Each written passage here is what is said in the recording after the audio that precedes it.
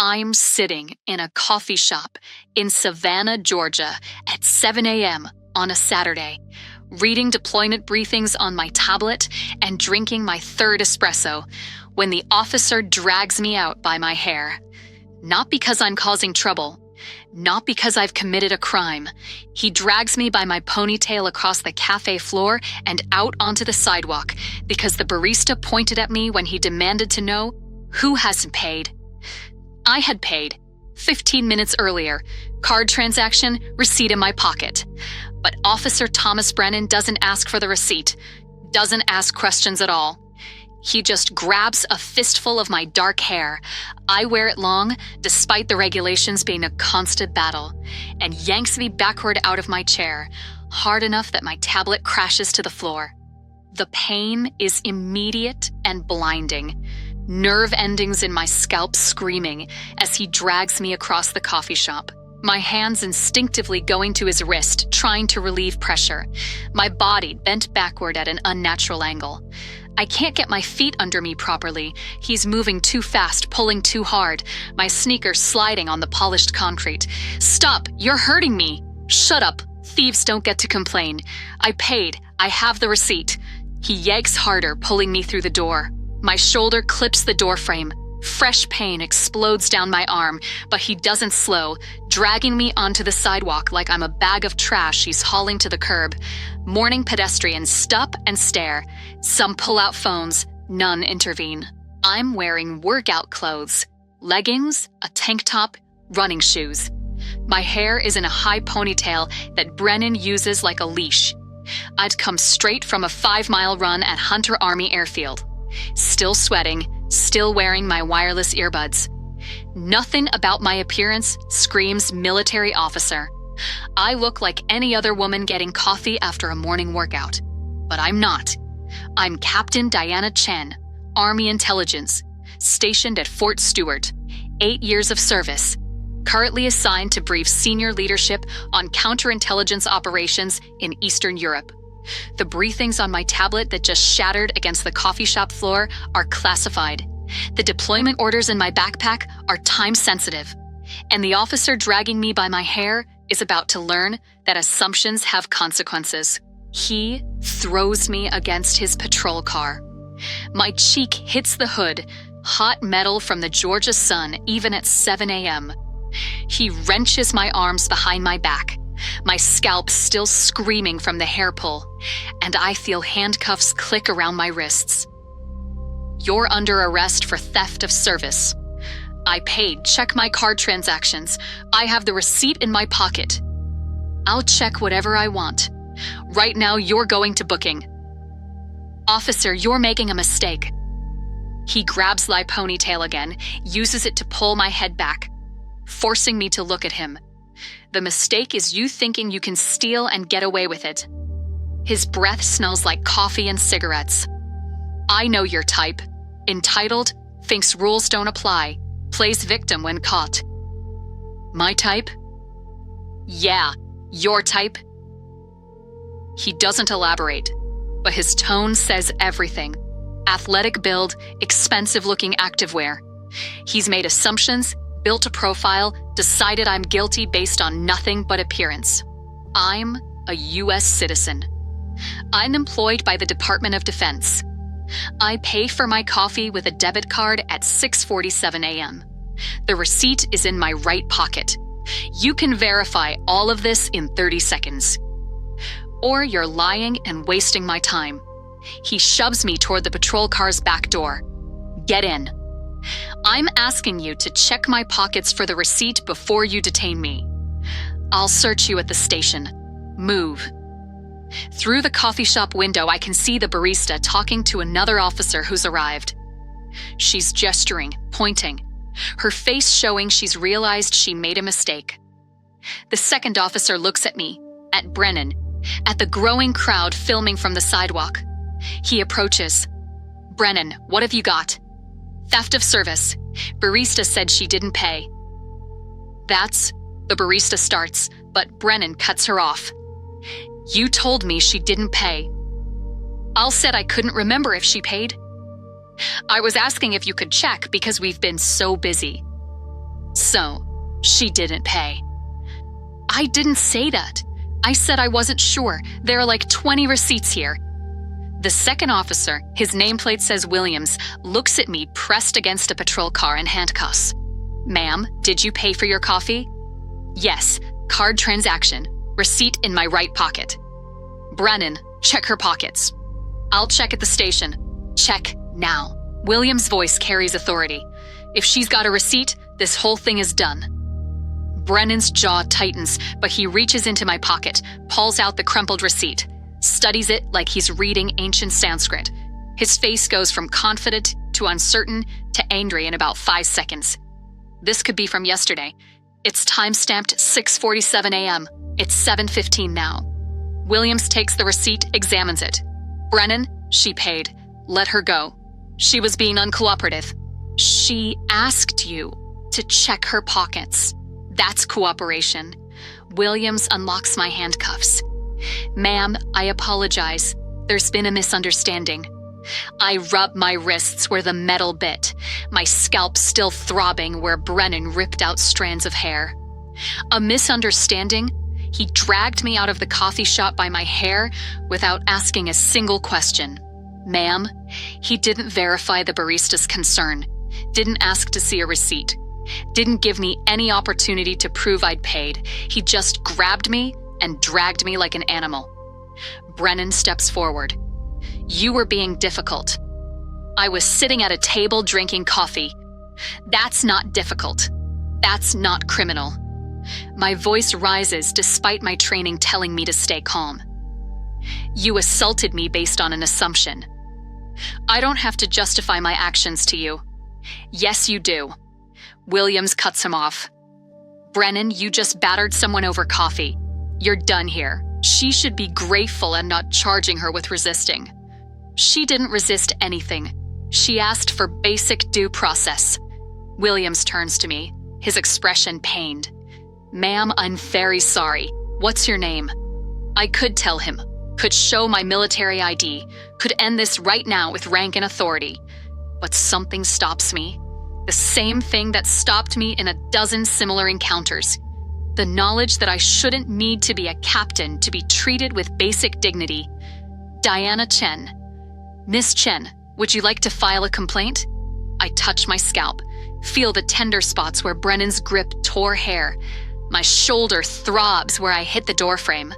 My cheek is scraped from the car hood.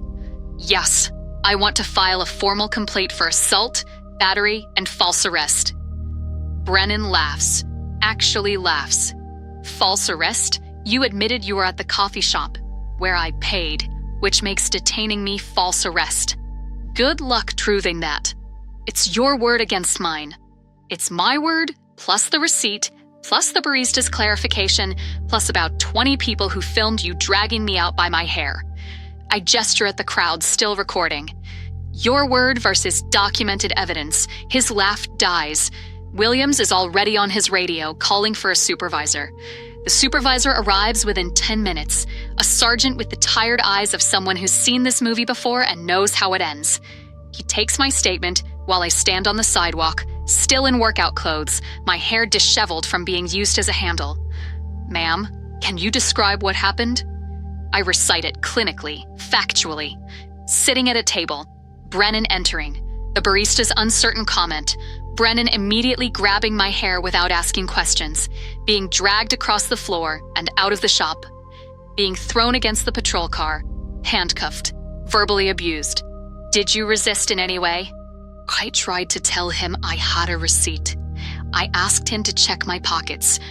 That's not resistance. No, ma'am, it's not. The sergeant looks at Brennan like he's a problem that needs solving. Officer Brennan, why didn't you ask for the receipt before detaining Miss Chen? The barista said she didn't pay? The barista said she wasn't sure. There's a difference. The sergeant turns back to me. Ma'am, what do you do for a living? I work for the Department of Defense. In what capacity? Here it is, the moment where I can reveal my rank. Watch Brennan's face collapse, get instant resolution. But I need him to understand that his actions were wrong, regardless of who I am. that grabbing someone by the hair and dragging them isn't acceptable, whether they're a captain or a barista. I'm a military intelligence analyst. I work at Fort Stewart. The sergeant's eyebrow raises slightly. Your active duty? Captain. Army Intelligence. 8 years of service. The sidewalk goes quiet. Brennan's face drains of color. Williams actually takes a step back. The sergeant closes his eyes briefly. You're a commissioned officer. Yes. And Officer Brennan dragged you by your hair out of a coffee shop over a paid bill. Yes. The sergeant pulls out his phone. I'm calling Fort Stewart Provost Marshal. This needs to be coordinated with military police immediately. Wait, Brennan starts. You wait. You just battered a military officer based on zero evidence. You're done talking. The Provost Marshal arrives with a JAG officer and 2 military police investigators in under 20 minutes. They take photos of my injuries. The scrapes on my cheek, the bruises forming on my arms, the tender scalp where hair was ripped out. They collect statements from witnesses. They pull security footage from the coffee shop, showing the entire incident in high definition. The video is damning. Shows me sitting peacefully at a table, shows Brennan entering, talking to the barista, then walking directly to my table without any attempt at communication. Shows him grabbing my ponytail and dragging me, the motion violent enough that several customers in the shop visibly recoil. Shows me sliding across the floor, unable to get my feet under me, my hands trying desperately to relieve the pressure on my scalp. Shows me hitting the doorframe, shows him throwing me against the car, shows the whole degrading sequence while I'd done absolutely nothing wrong. The JAG officer watches the video twice. Captain Chen, this is assault and battery on a military officer. It's also false imprisonment. We can pursue this through civilian and military channels. Both. I want both. I look at Brennan, who's standing 20 feet away, trying to explain himself to his sergeant. He didn't just assault me, he humiliated me, dragged me like I was trash. And he did it because he made assumptions based on my appearance and decided I was guilty without asking a single question. The investigation moved fast. The video made everything simple. Savannah PD tried to claim Brennan acted in good faith based on the barista's statement. The JAG officer pointed out that I'm not sure if she paid isn't probable cause for assault. The barista gave a statement confirming she never actually said I didn't pay, only that she couldn't remember in the morning rush, that she'd asked Brennan to help verify, not to make an arrest, that she was horrified when he grabbed me. Brennan was charged with assault and battery, false imprisonment, and deprivation of rights under color of authority. I testified in my dress uniform, captain's bars sharp on my shoulders. Described sitting peacefully at a coffee shop, having paid for my order, being violently dragged out by an officer who never asked a single question. The prosecutor played the security footage. The jury watched in silence as Brennan grabbed my ponytail and dragged me across the floor, my face showing shock and pain, my body unable to properly resist his grip. Brennan's defense tried to argue he acted reasonably based on information he received. The prosecutor asked why he didn't spend 5 seconds asking for a receipt before using violence. The defense had no answer. The jury convicted him on all charges. The judge sentenced him to 3 years in prison, citing brutal and unnecessary violence against a military officer who'd committed no crime. But the real justice came from the systemic review. Brennan's record showed 18 excessive force complaints in 6 years. 14 involved women, 11 involved Asian or Hispanic women. All had been dismissed as unfounded or insufficient evidence. The complaints were reinvestigated. 7 women had been physically abused during arrests that shouldn't have happened. 3 had been dragged by hair, arms, or clothing. All had been treated as guilty until proven innocent. Savannah PD settled with all of them, reformed their training, instituted mandatory body cameras, created an independent review board for use of force complaints. And Georgia passed legislation requiring officers to ask basic questions before making arrests for minor offenses, to verify, to investigate, to spend 30 seconds on due process before resorting to violence. My hair grew back where he'd torn it out. The bruises faded. But I kept the security footage, kept my testimony transcript, kept the evidence that badges don't excuse brutality. My name is Captain Diana Chen. I'm in the United States Army with 8 years of service, and I learned that bad cops make assumptions about who deserves questions versus who deserves violence, who gets the benefit of doubt versus who gets dragged by their hair. Officer Brennan dragged me out of a coffee shop because a barista wasn't sure if I'd paid, and he decided checking a receipt was less important than asserting dominance. He learned I was an Army captain when the Provost Marshal arrived with JAG and military investigators. By then, the video had captured everything. His career was over. His freedom was ending. All because he couldn't spend 5 seconds asking, "Do you have a receipt?" before grabbing a fistful of hair and deciding violence was the answer. The hair grew back. The scars faded. But Brennan's got 3 years to think about those 5 seconds he should have spent asking questions instead of grabbing hair. Sometimes the person you drag across a coffee shop floor by their ponytail turns out to be a military officer who ends your career and reforms your department's policies. Brennan learned that too late, but every cop in Savannah knows it now. Ask first, verify second. Use force only when necessary. And never assume that the woman in workout clothes at a coffee shop is someone you can drag around without consequences.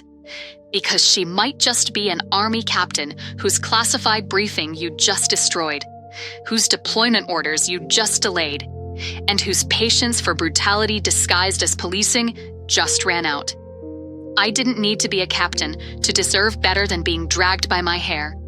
But being a captain sure helped make sure Officer Brennan faced justice for treating me like I was less than human. And that's worth every strand of hair he ripped out.